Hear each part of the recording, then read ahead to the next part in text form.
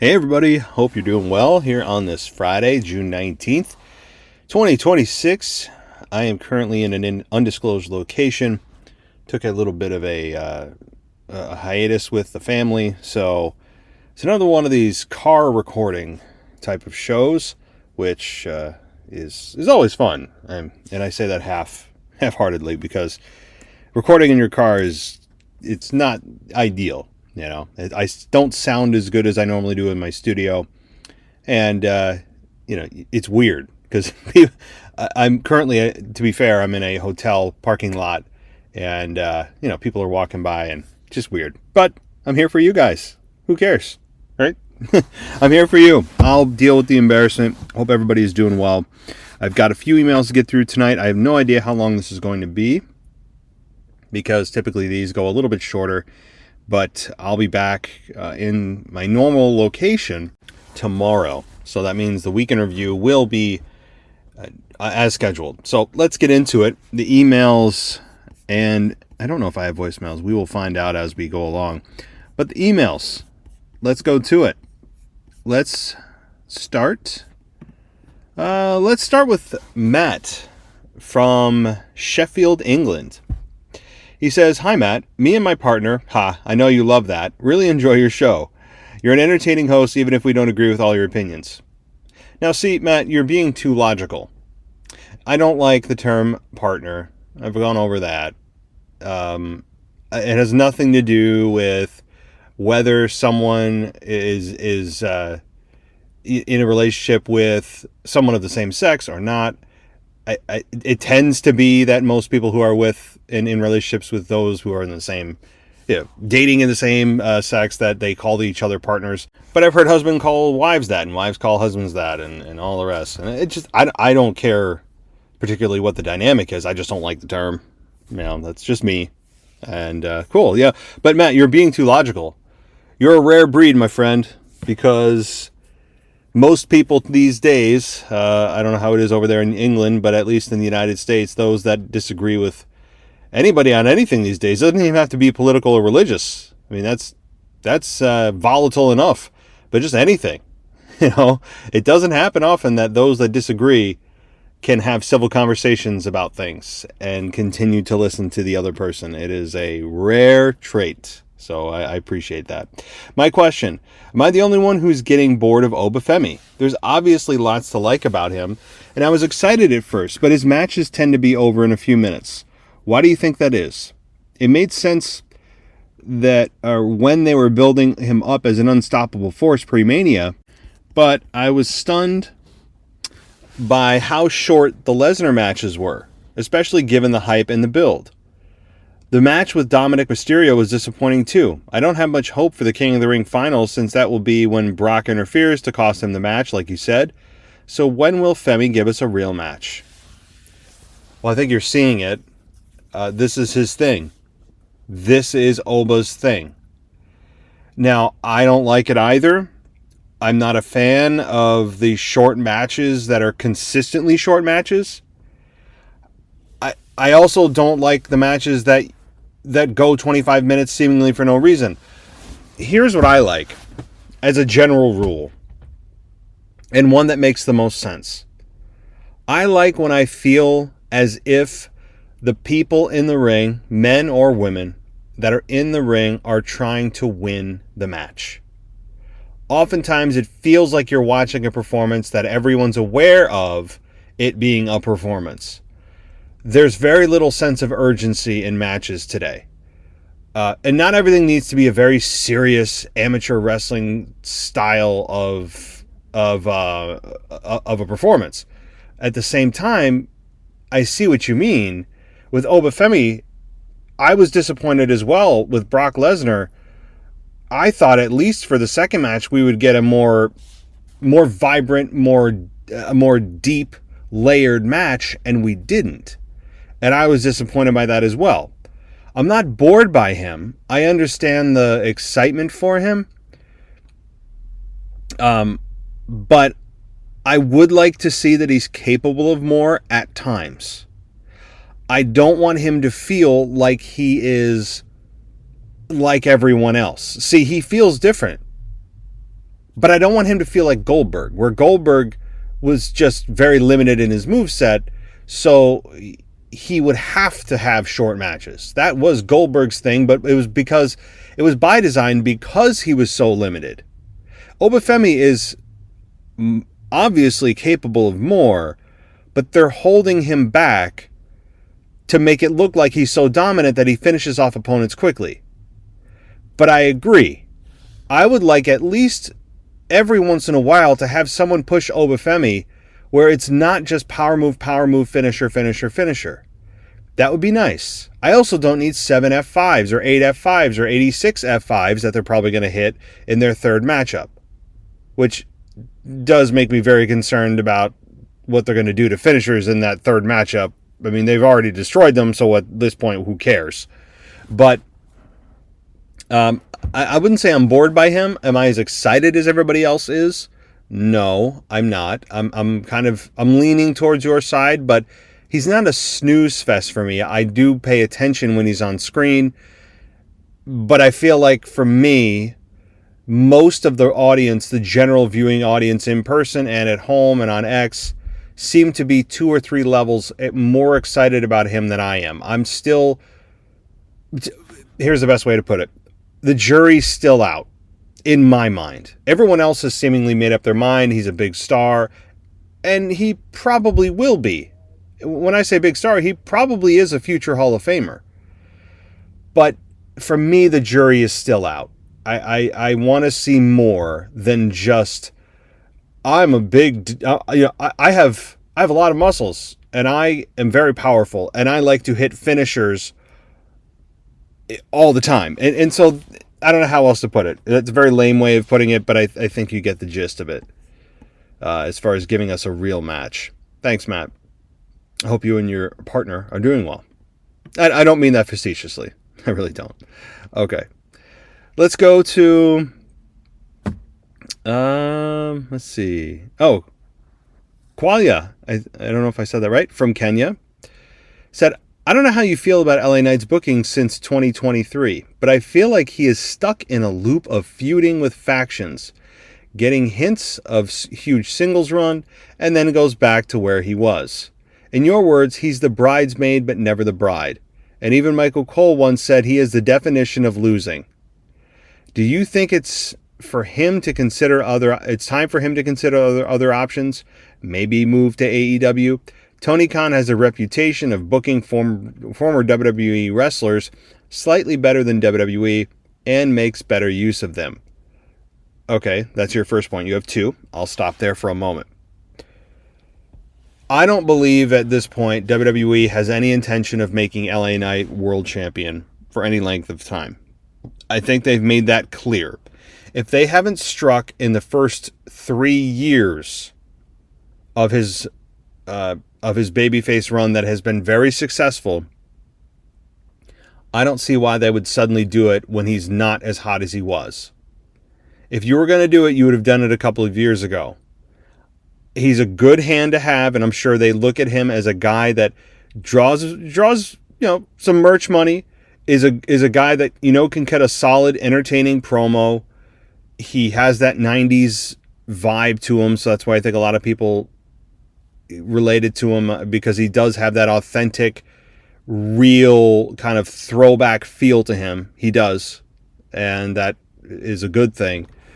But for whatever reason, timing, whatever they've got, he's got heat backstage we don't know of. They just don't seem to want to pull the trigger with him. I think that's a big mistake, as I've said before, because there are very, very, very few guys on the roster right now where the fans have gotten behind as strongly and as enduringly. That's the most important. That the fans have been with him for this long is unheard of in today's wrestling world and culture, that anybody's able to be supported for this long and have him booked the way he's been booked and yet have the fans still behind him is incredible. And it tells you that there's a level of success they have not yet tapped into for whatever reason. So do I think he's better off in AEW or elsewhere? Man, I don't know. I mean, we've heard that before. We've heard before that, oh, well, they're better off going to AEW. Oh, well, they'll do so much better in AEW. I mean, we sure? Are we sure about that? Ask Aleister Black how he feels about that. Ask Jon Moxley how he feels about that. Although Jon Moxley, to be fair, while we haven't seen him in quite a while, formerly Dean Ambrose in WWE, did have a much longer creative leash in AEW, but I don't think he has still reached the level of success that many feel he could have reached if he stayed in WWE, if he did. And the reason I say that, I'm not a WWE or nothing guy. WWE does a much larger global footprint. That's corporate speak for they have more fans worldwide. Period. They do. There's no debate. There's no AEW's better, man. WWE sucks. Okay, show me why. I mean, I hope AEW succeeds and succeeds to the level that no one expects it to. I am a pro wrestling fan first. I'm not wishing for the demise of any organization wrestling related at all. At all. I hope the AEW goes to the moon. But my point is that you be careful what you wish for. You need to be careful what you wish for, because AEW is not WWE with its promotion power, its global footprint. They have more outlets, more media outlets. They have more social media followers, and that does matter today. That is a metric that does matter. It's not this made-up success metric. They sell more tickets. They have larger media rights agreements, which means they can put you out on Netflix and other, obviously, major streaming platforms. You have a bigger exposure by a large degree in WWE. That doesn't mean, though, that they're going to push you, and that's been the issue for LA Knight. I'm sure he's thought about it, and it is something, if I were him, I would weigh. Would I go to the office and say, hey, guys, look, you got to do something with me significant. You can't put me in this constant loop, as you said, of feuding with factions, kind of tiptoeing into the main event, but the fans know I'm not going to win, and then I don't, and then I go back, and I've been feuding with the Bloodline for like literally 3 years, and it's not exciting. And am I going to be doing this for the next 3 years, or are you guys actually going to do something with me? Because if not, I'm getting the hell out of here. He should not approach it that way. I'm sure I don't need to tell him that. He's a 40-something-year-old intelligent man. I don't need to. But for the fans who are listening, it's easy to say, well, screw that. Go to AEW. They'll do more with you. Again, are you sure about that? Because while you go to AEW and have more creative freedom, so does everyone else, right? Not everyone can be champion. And if there's a conflicting view in what the creative should be, guess who's going to win? The guy that's been there longer. So AEW may be more creatively free for him to cut promos and the way his matches are laid out. But when it comes to winning world championships and being the spotlighted guy, again, if you have that creative freedom, so does everyone else. And at some point, if you're trying to make yourself champion, you don't think someone else is too? So it's a double-edged sword when you have that over in AEW. So be careful. I know it's so easy to say, oh, screw it, let's go to AEW. Just go to AEW. There's factors you need to consider. You'll also probably make more in WWE with merchandise than you would with AEW. All right, I'm not saying no to that, by the way. I'm saying you need to weigh your options. Your second point here is, I also don't know why Io won her match, honestly. We already have seen her run as champion, and I feel like someone else deserved that. Raquel Rodriguez, to be specific.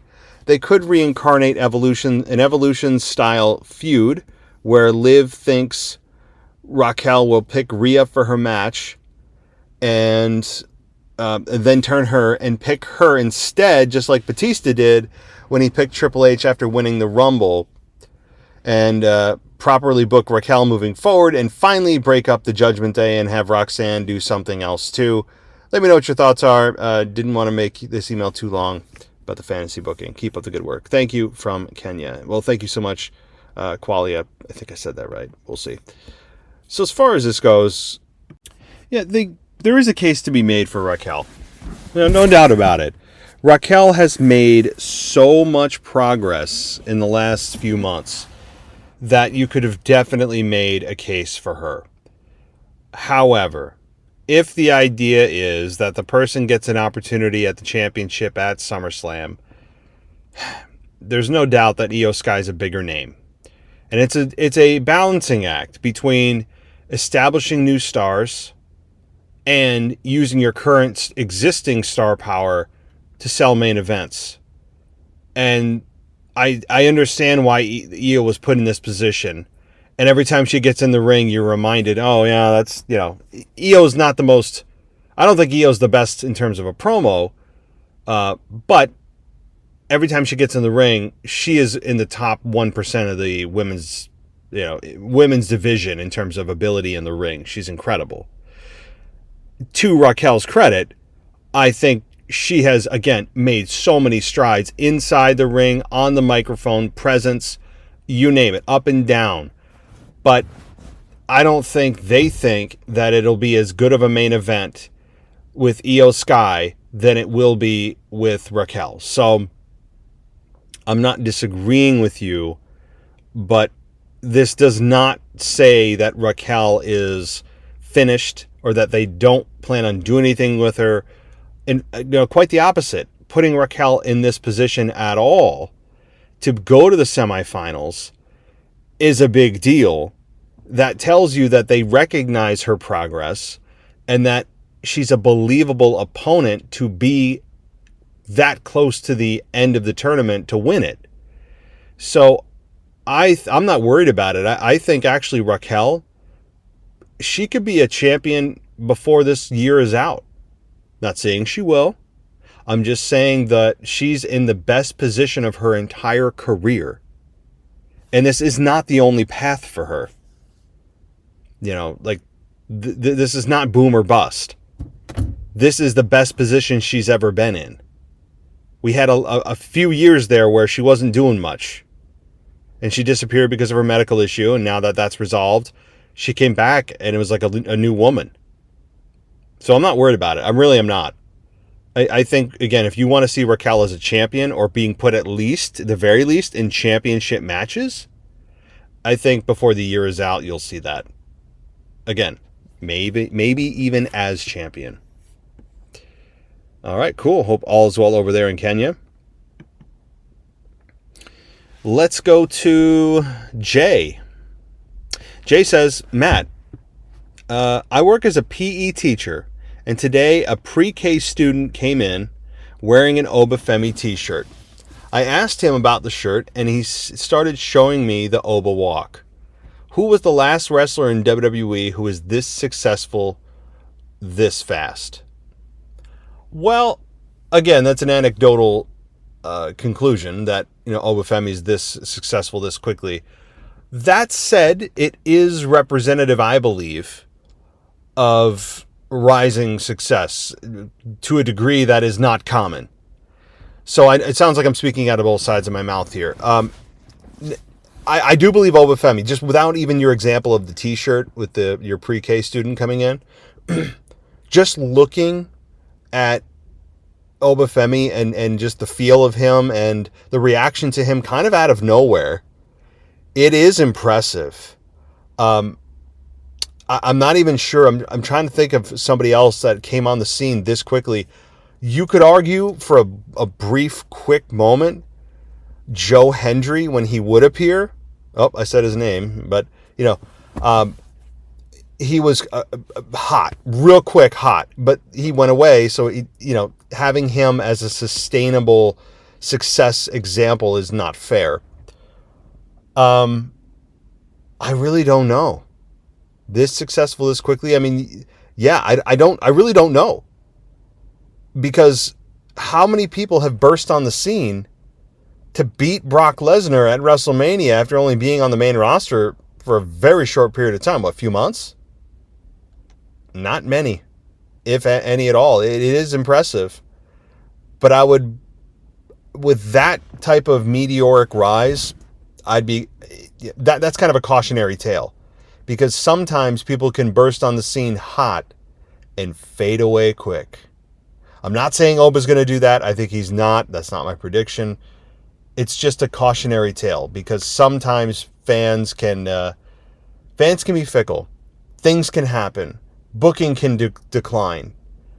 I don't think that'll happen with Oba. I think he's real. But I'm just saying that the typical person that would come on the scene this hot and the WWE would push this quickly would be, I've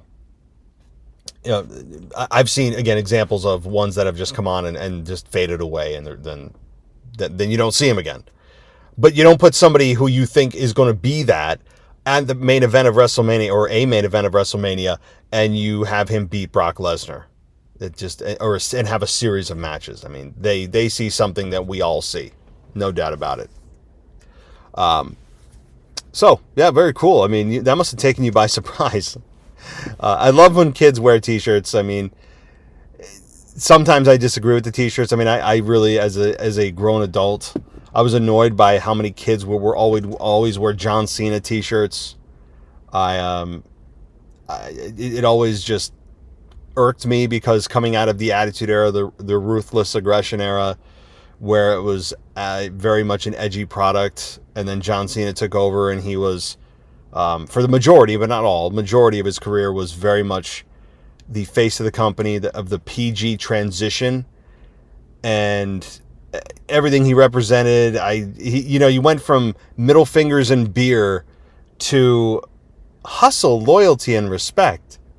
And it was today's version of say your prayers, take your vitamins. And I resented the company for that. I understand why they did it. I mean, I'm not disagreeing with why they did it. Obviously, it was the right move financially and strategically. But my point is, John Cena may be the last guy that burst on the scene and did that. I mean, he grabbed that young audience. And John Cena was the star of the young audience, and obviously it worked out. I mean, what the hell does it matter that I despised it? WWE doesn't care. They were dancing all the way to the bank, and so John Cena, maybe, to answer your question, the last guy I saw to burst on the scene where he just took over. I mean, just even in his rap, Dr. Thugonomics character that was in the mid-2000s, that was immediately a hit. Immediately. And before you knew it, he was winning his first championship at WrestleMania 20 in 2004. And since then, the rest is history. Now, I'm not saying Oba Femi is going to be John Cena in terms of the magnitude and impact of his success. But I'm saying maybe he is the guy that is comparable to the level of initial impact, not long lasting. That'll remain to be seen, right? A lot of chapters left in Oba Femi's book to be written. So good question though, and it must be fun watching your student strut. You won't catch me doing it, but for the kids, it's great. Thanks, Jay.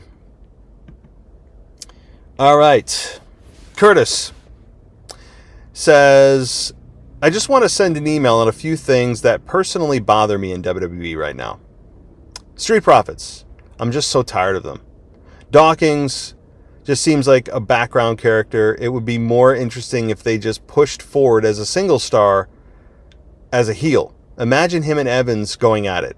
I just personally find the Street Profits annoying and boring. I hope when they eventually get the fucking smoke, they just disband or something.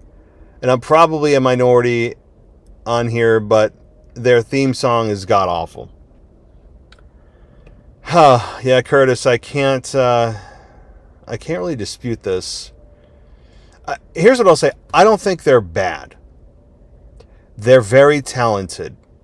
From in-ring, they've got charisma. I do think so. I mean, Dawkins has been Angelo Dawkins, not Dawkins. I misspoke. Dawkins. He's clearly the Robin to the Batman that is Montez Ford. No doubt about it. He's been playing second fiddle forever, and everyone knows it. Everyone knows that the bigger star is Ford, or at least we've been thinking that. But here's the problem. I don't think it's their music. I don't think it's the smoke thing and everything else. It's what this all represents, and it's a lack of evolution. It's a lack of moving these characters forward. I mean, it's 2026. I can remember pre-pandemic talking about this team and saying, hey, they're fun, and they're very charismatic, and the Red Solo Cup and all the rest of it. That's very akin to college drinking years. At least for me, it is. The Red Solo Cup is iconic. We all know that. But pre-pandemic, I can remember having this same argument. Like, what are we doing? And then they went on and did stupid stuff during the pandemic. I mean, just stuff that it would make any wrestling, or should make any wrestling fan cringe. It's embarrassing. I can't even think about it, much less actually ever watch it again. It was almost as bad, and I think the worst thing I ever saw in wrestling, this has nothing to do with your question, Curtis, but if this is going to be a bitching session, which I'm always a big fan of, I think the worst thing I've ever seen in wrestling, and that's a tall order to fill. I mean, that covers a lot of ground with a lot of bad segments and a lot of bad characters. For me, what took the cake and actually almost just pushed me out of wrestling because it was so horrific for me was the 2020 Money in the Bank event, where the men and women were in the tower in like the Stanford headquarters and going level by level and doing the most just absolutely horrendous, embarrassing, stunt-induced, childish type of just crap. I mean, that to me was the worst thing I've ever seen, because it lasted so long. It wasn't just like a single moment. There's been a lot of bad single moments. But anyway, as far as the Street Profits go, I mean, Ford, we've been waiting for this for forever. I mean, it's like, I don't know what the deal is. The tag team division can survive without the Profits as a team. Montez Ford, we all think is going to break out. We all keep waiting for it, but we've been waiting for it for 6 years. I have no idea why they have not explored this option. All right, I'm personally not a fan of how Bron Breakker just wears the tag title sometimes. He was injured when Paul and Theory won, and I get they are a small faction, but come on. He is technically a tag champ now, even though he never won it. Unless I'm missing something, I know New Day kind of did the same thing. Yeah, well, again, Bron Breakker, yeah, I actually don't have an issue with this. And I don't even feel strongly about it. It's definitely because of the injury, and I know that he wears it sometimes, and I don't know if it ever was actually stated that they're gonna defend them on Freebird rules, meaning anybody can defend it, any combination of the team can defend it. So there's really no actually declarative. There's no actually declarative members of the team that are the actual champs. So I think they left that open to interpretation. I really don't feel strongly about this, one way or the other. Bron Breakker, I mean, I don't care if he wears the tag team championships. That's not his destination. It's just to keep them visible to the fans. And if they want to keep it visible to the fans, I have no issue with that whatsoever. The tag team championships are important, and I think keeping them in the eye of the public is something you'd want to do to make them just, hey, the tag team championships are still here.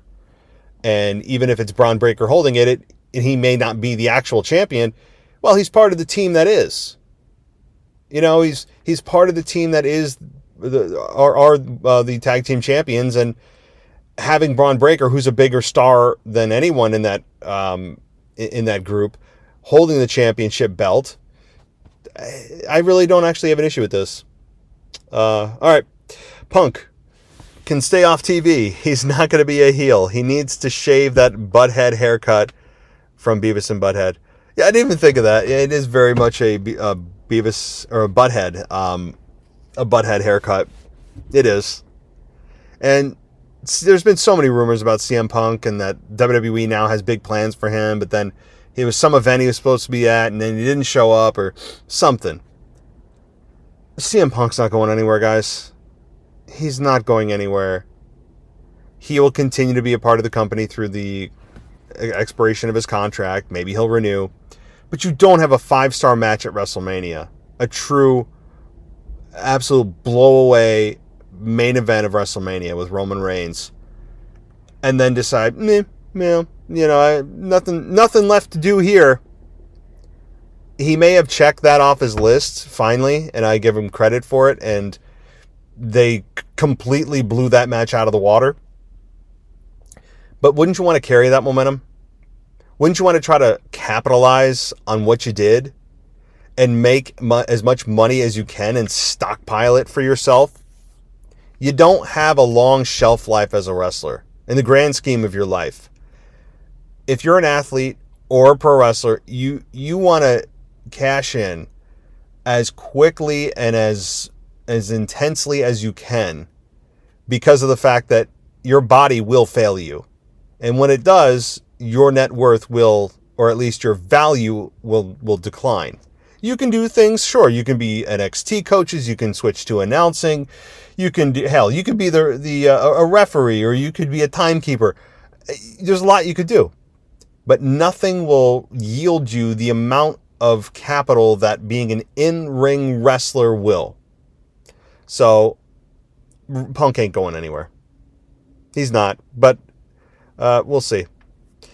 All right, you're absolutely right about modern day babyfaces saying fighting champion. This is so fucking annoying because Sol Ruca did it as soon as she won the IC belt. Yeah, I mean, that's such a trigger for me. I hate it. I've gone through it and why it's so stupid, so I won't reiterate here because it'll send me into a spiral that I don't need to do, and I'm aware that I repeat myself a lot, so seeing that ahead of time, I'm going to avoid it. Other than to say, completely agree. Saying you're a fighting champion is just I don't need to hear that.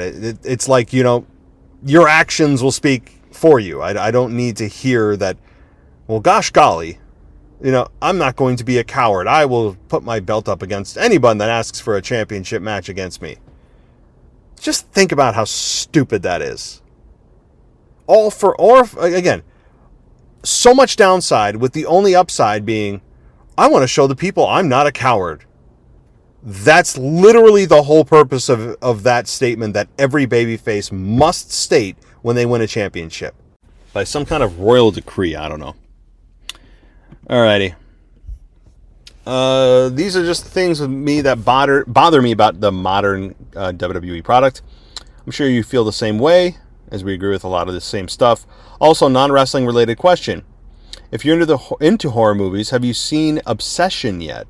It's beautiful. Chef's kiss. I have not. I gotta be honest. I mean, I'm a little... I don't hate the genre of horror. I really don't. It's just not a genre that I typically gravitate to. I have to be in the right mindset. And this may sound like I'm being, and again, this is, if you haven't already guessed, a not safe for work show. I will cuss occasionally or sometimes too much, but here comes another bad little word, so make sure the speakers are down. I'm not trying to say I'm a pussy, okay, as far as like, that shocks me. I mean, I'm desensitized to a point that I feel like my brain is mush with certain things, or I feel like my soul is just so tainted with garbage that I don't react or feel the way I used to or should feel when I see something that is shocking. And I think to some degree today, a lot of us are that way, where we, maybe not to my degree or, anybody in specific, but we're all, I think to some degree, desensitized to a way that, or a level that no humans in history ever have been, because we have access to anything at all at any time, and we have the sum total of human knowledge in our pockets that we can access, and unlimited videos, and unlimited, forever endless stream of content that we can doom scroll, laying in bed at night, scrolling through endless TikToks. So to get to your point, I have not seen the movie Obsession, but if I do, I'll take your advice and maybe I'll jump into it.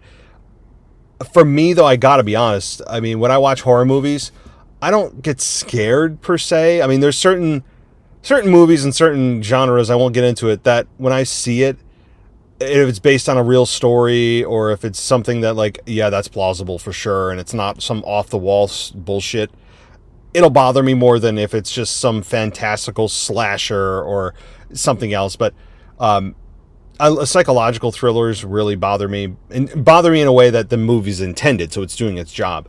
But I often come away from watching horror movies kind of fucked up. Like, it takes my brain a while to readjust back to the 3D world I'm living in, where I can kind of go about my day and not be affected by the movie. It's just the way my brain absorbs the movie, and I don't know. I usually don't feel good coming out of a horror movie, whether I'm watching it at home or in the theater. To those of us that still go to the theater, I don't like the way that I react coming out of a horror movie, because it's not intended to make you feel good or make you laugh, right? It's intended to scare you or screw with your head. So that's my take on horror movies. I'm not a big. I mean, I'll watch some slashers, like Scream is okay. I mean, I don't mind Scream, or some of the silly slashers like Friday the 13th. That's okay. Jason versus Freddy from like mid 2000s is I mean, I don't mind that. But current horror movies, I'm not up to date on. I've seen some of them still really bother me. And again, call me a pussy. It's fine. I just horror genre is usually not my go-to, but I am occasionally in the mood. All right. Let's go to let's see here. Well, Curtis, you have a follow-up. And you say that here's how much it is to meet John Cena this summer in Toronto. What a deal! Tickets to attend his, quote, live show are affordable, but this is just to meet him. That's not including my time for a 4-hour round trip to drive to Toronto and back. Gas prices nowadays. Wish I could be making this up. It's just ridiculous. So, okay, oh my God. Okay. So, I'm going to... he sent me a screenshot, Curtis did. And it's the ultimate backstage John Cena experience. So for the low price, only for a limited time, I'm making that part up, but it says for $999, here's what you get. A reserved seat to John Cena live, best seats in the house. One fully loaded autograph on an item of your choice. Best selfie ever with the legendary John Cena. And limited edition John Cena lanyard. Oh, wow. So for $1,000, on top of taking the time off of work, on top of, as you said, Curtis, taking the time for gas, which we all know these days is just horrible. And if you're going to stay and pay for your accommodations as well, got to get a hotel. You don't have to, but you might want to, depending on where you're coming from. Yeah, so that's just, as you said, just to meet him. $1,000. Good God. I mean, God bless him. I'm not hating on John Cena for this price. I mean, it's not. I don't know how much pull he had in the price of this, but whatever. I mean, if you want basically $1,000 to get a selfie with John Cena, go for it. This is the stuff, man. It's just crazy. You could get this for essentially for free if you go to the airport. I mean, you could get most of this package minus the show for free. You just go to the airport. People do investigative work to figure out whose plane is landing and how, when they're coming in. And I know they hate being bothered at the airport, but, you could go to the hotel too and find out where they're staying and try to get a selfie with them. But if you want an official one, a John Cena sponsored selfie for the low price of $1,000, you too can also join the John Cena fan club.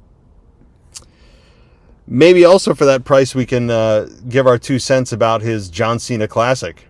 Where the fuck did that go? I mean, I don't think they've forgotten about it, nor do I think they've scrapped the plans on the John Cena Classic. Just interesting, we haven't heard anything about it at all since he talked about it. I think what they're probably doing, and it's smart, again, giving them the benefit of the doubt here, they're probably just taking all the criticism that they say they don't listen to, and they're trying to figure out a way to make this work and launch it successfully. I really, this sounds bad. I normally root for things. I want this to fail. Not because I have any agenda against John Cena or even WWE itself. Just as a concept, we don't need another championship. This championship is going to be meaningless. The only value that it initially has is the name of John Cena being stamped on it, so we're all supposed to ooh and ah over it. Again, it's a championship invented completely out of thin air. From a tournament style, we think a tournament style of a tournament, or for to crown this imaginary champion, instead of managing the belts they have now, on top of the fact that this belt we think is going to be challenged for or competed for once a year, much like the meaningless Crown Jewel Championship that, have you heard anything about it since they tried to make a big deal about it for like 3 weeks last year? No. It very much is going to be, it seems, a Crown Jewel Championship Part 2. Those are just so... I don't know. Well, anyway, before we go down a spiral, I will stop there. We might have a voicemail. I think we do. So let's get to that and wrap up the show.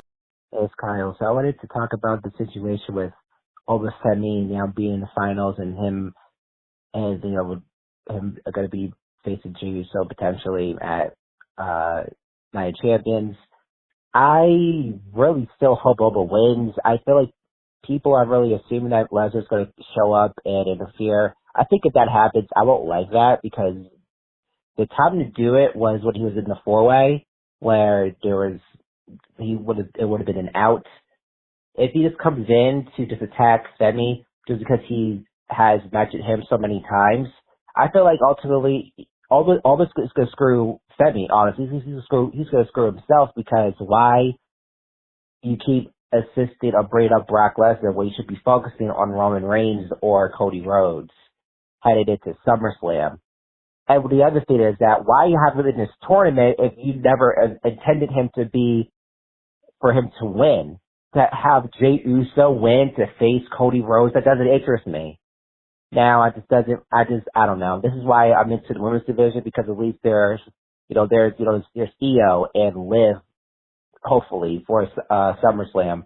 There's Rhea and maybe, I would guess, I don't know, maybe Charlotte, maybe Blake Monroe. I don't know. Maybe that's too early for that. But there's women for Rhea to face. There's women for Liv to face. Or just really Io that interests me as of right now. So yeah, I just can't get into this whole Jey Uso bloodline stuff. Been there, done that. They need to move on from this, but they just choose not to. It's getting old, but people in the arena just love these people. So I mean, I don't get it. The people in the audience love them, but people online say have been there, done that. So it's like they're just following what the crowd is saying. I guess whatever at this point. I'm tired of it. I never was a fan of the bloodline that much anyway. It was never for me. This is why I'm into the women's division, because at least they're interesting and they compel me to watch these shows every week. There's a reason why I watch these shows every week is what the women are doing. The men to me are just there. So anyway, that's it. Thanks for my call. Bye. Yeah, Mikhail, you make a really good point. I mean, Oba Femi has not even really mentioned Cody Rhodes or Roman Reigns, which is what this whole tournament is about, right? The winner gets the big prize. And yet he's talking about Brock Lesnar. That's all you need to know, that they're not actually going to get to Oba Femi and whoever the champion is. Why? Why is that not going to happen? And some people think it might. I don't think it will. Because, number one, again, to your point, Oba Femi hasn't even mentioned them, which is silly. And that's a great point, Kyle. But those matches that you talked about, Koba, there's a combination of Cody and Oba. Cody Rhodes and Oba Femi. There's a main event right there for a PLE. How about Oba Femi versus Roman Reigns? There's certainly a main event of, dare I say, WrestleMania in the future year or years. So they're not going to give away those matchups when it's just a King of the Ring matchup. Yeah, I mean, or rather a championship matchup that was something that was won by Oba Femi in the King of the Ring. No, that's something you build to months and months from now, or dare I say a year or more from now. That is going to be a fun program when that happens. It's not time for Oba Femi to win a championship. I know a lot of people are like, why Oba Femi beat Brock? So, being champion's a different animal. That carries a different weight, a different responsibility. Being champion is more than just winning a match. It's about representing the company. It's about being able to show that it's not just about the journey, winning the championship. It's about what you do with the championship once you get it. There's more to it. And I don't think Oba Femi's ready for that yet. Personally, I don't. But if I'm WWE, I'm seeing big money in these potential future matchups with Oba Femi and with Cody, with Roman. So they're not going to blow that, I think, this year. And Brock Lesnar is going to be, yes, interfering. I don't care if it's predictable. And it'll make everybody that was so angry and so declarative that Oba Femi's career is over and nothing he did at WrestleMania against Brock meant anything now. And he's going to beat Brock when they face each other at Saturday night's main event. It's just going to happen. I mean, it's just going to happen. I mean, we all know it. And Brock Lesnar is going to screw Oba Femi. So what?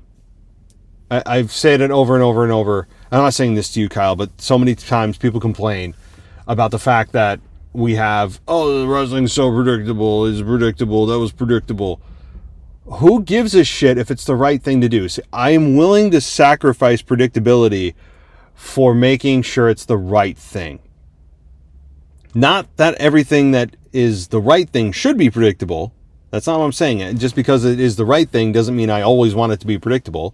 Of course I love unpredictability. I love those shocking moments. I love how it sometimes will swerve and I'm like, ooh, I didn't see that coming. Not that I've said that in a while. But that's difficult to do. And sometimes we've seen things that don't make sense for just shock's sake and just to swerve fans, and then there's no follow-up. That kind of crap I'm not in favor of. But in this case, yeah, so what? Brock Lesnar's going to come back and screw Oba Femi. What's the point? Well, the point is to get to the third match, make Oba Femi whole, have him kick out of probably 28 different F5s, and have him move on to the next big thing. Pun intended, I guess. What is Oba Femi's plan after he beats Brock Lesnar in match 3? I honestly don't know. I really don't know. I mean, Gunther? Because we all know Gunther's not beating Cody Rhodes for the championship on Raw tonight, which I know has not concluded, but I can pretty much deduce that's not happening.